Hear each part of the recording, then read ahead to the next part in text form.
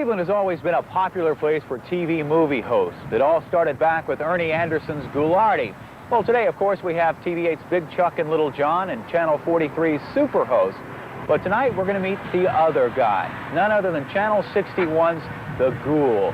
The character is played by Ron Sweed, who's actually making his third appearance on Cleveland television. Tonight, we'll find out why as we take you into the demented world of The Ghoul. No, wait, no.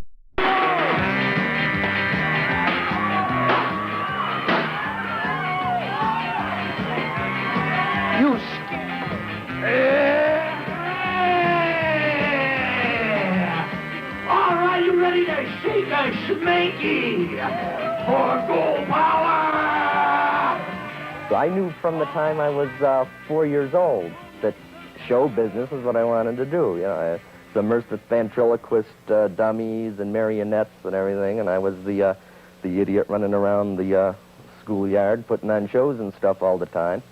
Well, Cleveland, just when you thought it was safe to turn on your TV again, The Ghoul returned to the airwaves.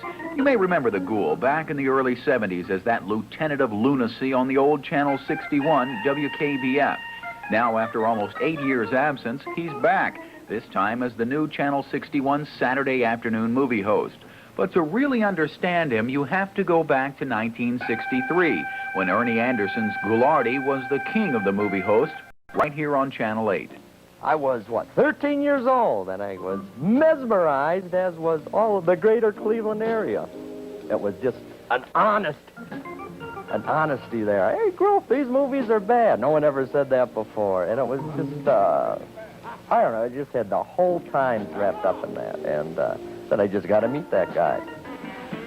Did I tell you Ghoulardi was a coward? I don't shoot these boomies off without the safety glasses on. Well, I'm dying, I ain't dying. Yeah. What do you mean? How you fool? What? Forget it. Okay, I certainly hope you've got the film up, Julio. Let's watch it later. Cool it. The Ghoul is actually 34-year-old Ron Sweed. He grew up in Euclid, and it was there at Euclid Beach Park in the summer of '63 when he met his idol by dressing up in a gorilla suit to catch his attention. So now, 20 years later, he's living out his fantasy by having his own TV show. Hey, Ghoul, pull it over there. This afternoon's movie is a semi-classic here on your Lieutenant of Lunacy show. Children shouldn't play with dead things. I decided to recreate the image of Ghoulardi right around 71. I felt I had paid my apprenticeship with Ernie as Ghoulardi. I've been production assistant from 66 up until 71 with Uli and Chuck. And I said, you know, I can do this too. Why should I sit behind the camera? I can get in front of it. You have your dough. You got to spread it out, and you want to get that dough in the shape of donuts. So you run into the bathroom and you get your plumber's helper, okay? Clean it off a little bit there, and hey, and see, it starts making out all those dandy little shapes. Now, in order to be successful, you got to have a good crew, and I have a good crew at 61.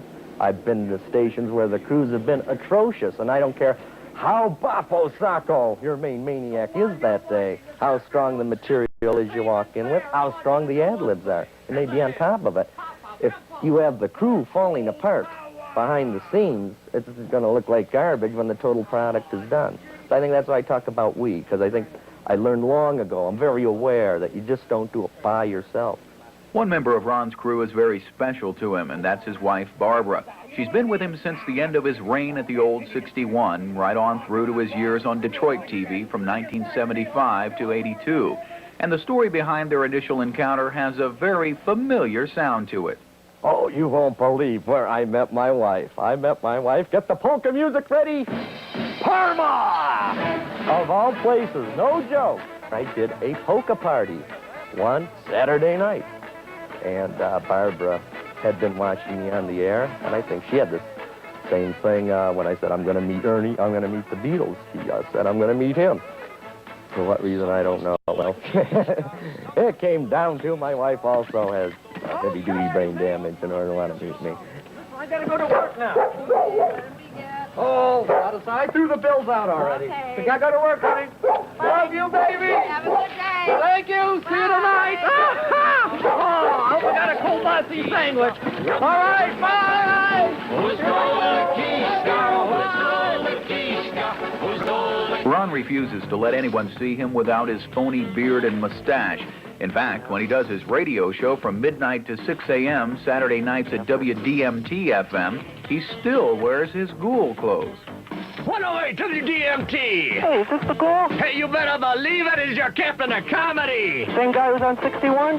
Hey, the same one last time I looked. What, do you think my I got God. Dorothy full-time or what? What did you do to that frog today on the bat? I couldn't believe it. What do you mean? It's National Be Kind to Animals Prevention Week. Hey, I don't care what it is. I took Froggy and twisted his magic twanger over, under, sideways, and down. Well, you're going to have a petition. Ron's been doing the radio show since last September, but it's on TV that he's most popular, and also as popular as the Ghoul is his much-abused but faithful companion, Froggy.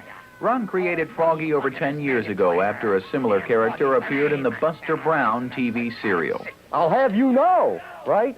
Froggy was, what, 5 years before Mr. Bill. Yeah, and then they started the whole thing with Mr. Bill, which is almost the same thing. It only goes one place. You can only rip off the little tad's arms so many ways, and devise so many ways of torture.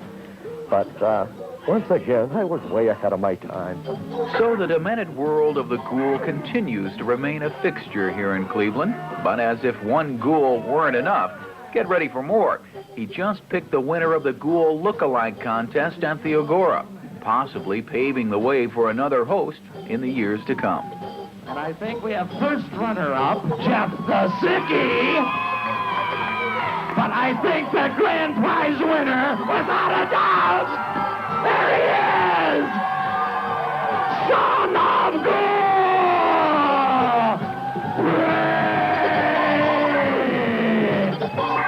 Okay, thank you, everybody.